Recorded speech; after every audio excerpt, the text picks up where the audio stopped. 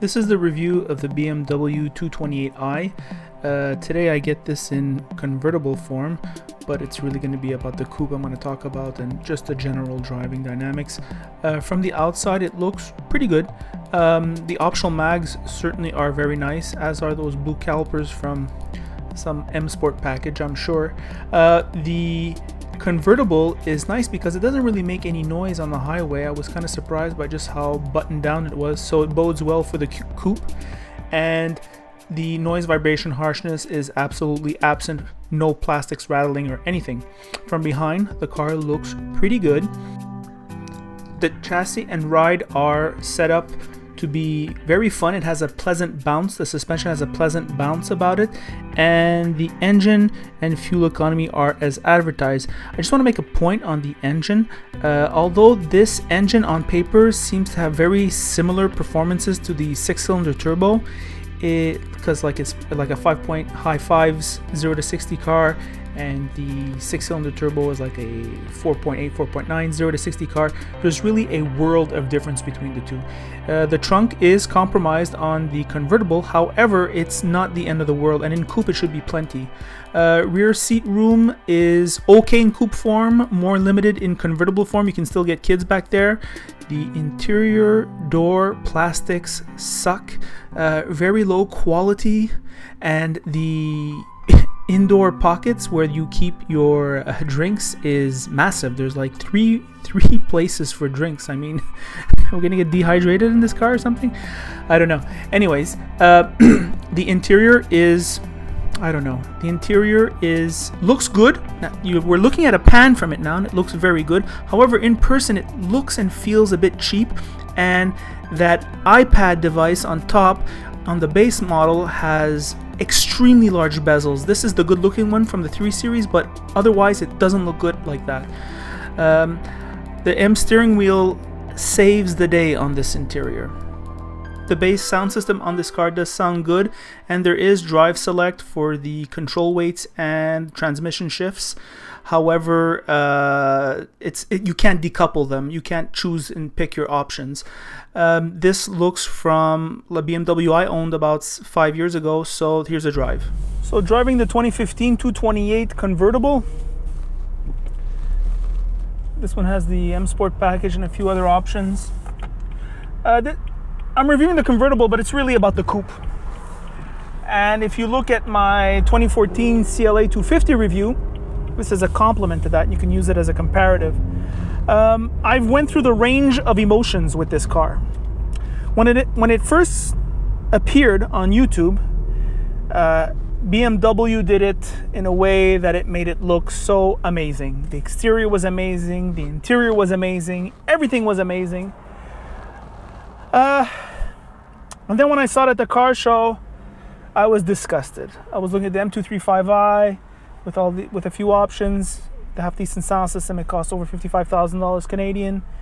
I didn't find the car look substantial. I thought it looked cheap, and it was an engine and a good suspension and a transmission with everything else from the parts bin of what was BMW 5-6 years ago.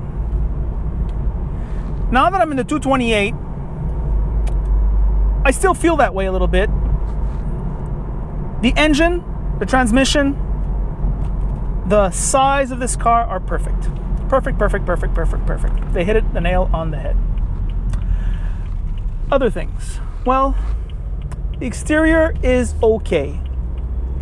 The interior is not okay.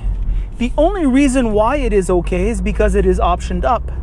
On the base model, large bezels on this screen, the info display.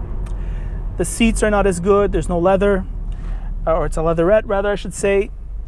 Relatively cheap materials everywhere. The design language is uninspiring. The center stacked, I'm not sure about it.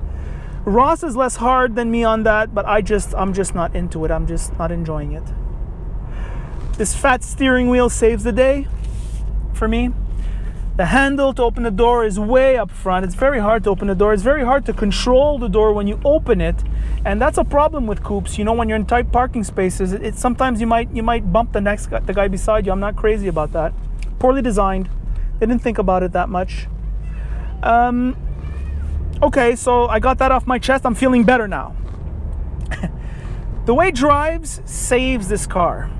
Ross made the interesting point. I mean, he's older than I am, and he said, I take this over an A3 any day.